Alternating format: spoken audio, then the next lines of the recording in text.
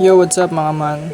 Ito na nga pala yung tutorial natin ng step by step sa version 21. And kung nakikita nyo, meron tayo ditong dalawang APK. Ano ba yon? Ito, lalagyan ko ng arrow. Ayang dalawang yan, ayan yung kailangan nyo na APK. Okay. Para magamit nyo yung modpack o mapapagana nyo yung isang modpack. Okay. Download nyo lang yan sa Play Store. Nada-download yan na ZArchiver and CPU Z. So para saan nga ba yung ZPU and ZArchiver? Yung CPU Z is dyan mo malalaman kung anong device ka ba, anong renderer o anong device mo. Tignan nyo. Open natin yung mismong app. Ayan, kung ano bang model yung cellphone nyo. So, nakikita nyo dito is sa baba. Meron yan tatlo. GPU vendor and GPU renderer and GPU load. So, yung nasa gitna is GPU renderer. Ayan. Mali ako, ibig sabihin Mali. In short ng Mali ay ETC. Lalagay ko dyan sa screen, makikita nyo. Ayan. Ayan yung mga iba't ibang renderer. And ayan yung mga shortcut. And kung ano yung nasa cellphone mo, ganun lang din gagawin mo. Okay. And pag nakita nyo na yan, okay na. Pwede nyo na din i-delete yan mga tol. If nakita nyo na. And next naman tayo sa ZArchiver. Dito naman is ipaprocess natin yung modpack. Kung paano ba i-set up. Paano ba ilagay sa isang APK. Kasi pag nag-download tayo ng APK is black screen. So eto yun. Open natin. And kung nakikita nyo, meron tayong dalawa dito. Eto yung kailangan sa mga device natin. Android and unprotected. Kung wala kayo nyan, pwede kayo mag-create. Click nyo lang tong plus sa baba. Tapos folder sa taas. Then create lang kayo folder. Yan, folder lang. Kunyari, Android. Unpro. Ganun lang. Then, okay na. So, meron ako dito, Unpro. Sa Unpro tayo manggagaling mga tol. Ayan. Then, sa data. Kung wala kang data, pwede kayo mag-create. And sa OBB, pwede kayo mag-create. And, yun. So, ganito mangyayari man. Wait lang. Back muna natin yan. Ayan. So, kunyari nag-download na kayo ng APK nyo. Siyempre yung APK lalaroin nyo agad kasi laro kayo kasi may kala nyo nasalpak nyo na. Pero hindi man, ganito mangyayari. I-open natin mismo yung game.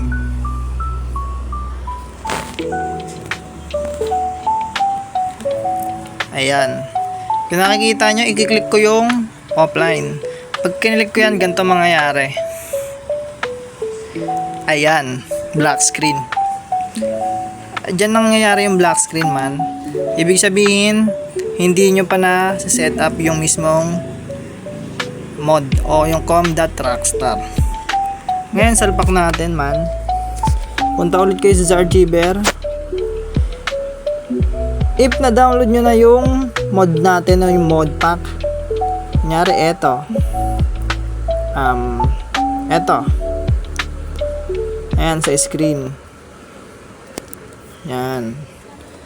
Pag kinilig ko yan, ganito mangyayari man. Makikita nyo is, nandito yung laman. Ayan. Sa APK and Pro is, may mga dito, may mga APK. Ayan, yung APK. Optional lang yan mga tol. Ayan.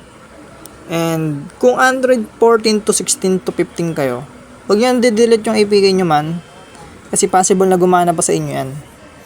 Kasi mod lang naman sasalpak nyo eh. And meron din dito. Ayan. Etong APK na to is pang Android only. Ibig sabihin pang Android nyo lang siya. Android. Sa folder Android na folder. Hindi unprotected. Okay. And dyan.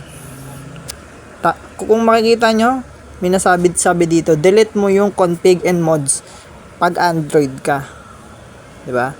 Ibig sabihin ng tol, dito sa Comdat Rockstar, i-delete mo to man. Kasi hindi to tumatanggap ng ganito eh, sa may Android eh. Pag dinelete mo yan, pag nag-Android ka, gagana na yun, possible na gumana. Ganun lang. And next naman tayo syempre, dito na tayo sa rename. Sa rename. Punta tayo sa may data, ito yung data, ito yung mod. Ayan. Click natin.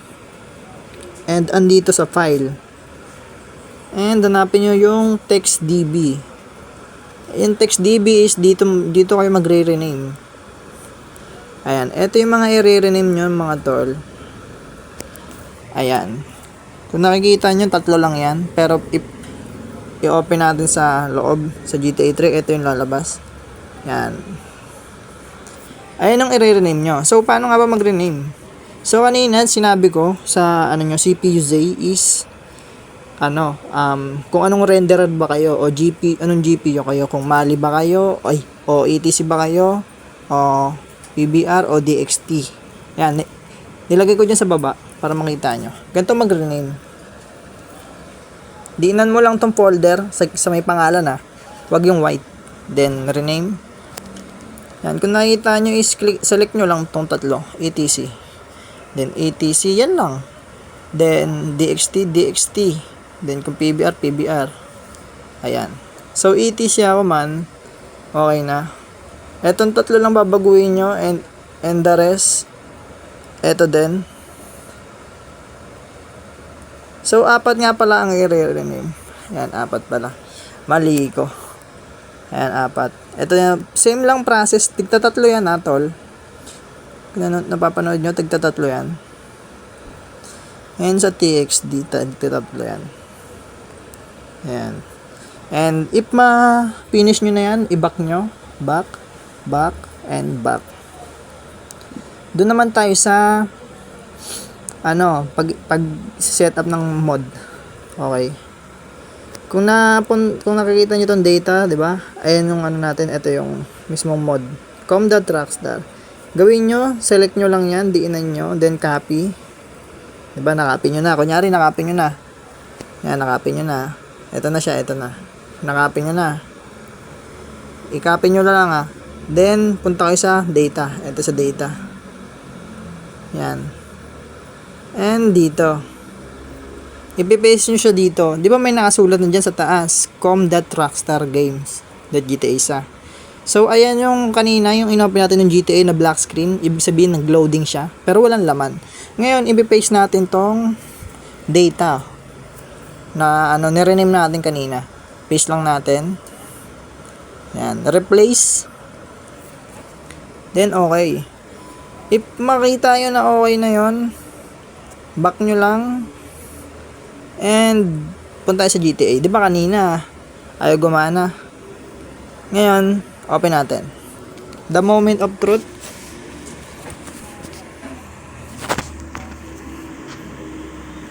Ayan. Nakikita nyo? Offline natin. Ayun. Gumana siya mga tol. Ayan. Kung nakikita nyo, gumana siya. Ayan. Gumana siya man. So, tayo? Load game. Lagi nyo lang gagawin is mag-start game and load game. Load game lang lagi mga tol. Huwag kayo mag-new game dahil possible na mag-back kayo. And dito tayo sa may kung gusto nyo ng full mission at gusto nyo lumarga kahit saan, dito kayo sa diyan kayo sa pangalawa. Diyan kayo pindutin nyo yung load game na dun yan. Kung gusto nyo ng full mission na. Ayan. Okay, di ba gumana? Nag-work man. Labas tayo. Ayun. Kung nakikita nyo is ayan. Gumagana siya mga man. Gumagana siya. So, sakay tayo.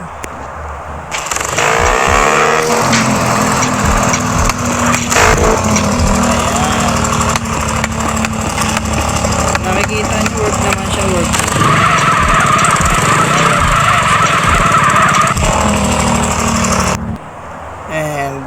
ayun, ganun lang paano mag-salpak ng mod pack ng tol. Step by step ko na yan.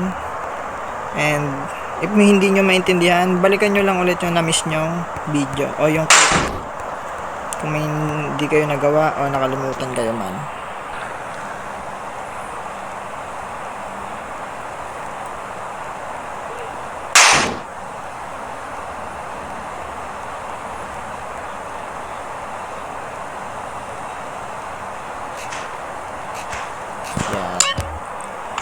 And ayun, hanggang dito na lang yung video natin na tutorial. Napakadali lang ng ano natin, ng tutorial. And tinuro ko naman na kanina is paano ba paganahin isa-isa, diba?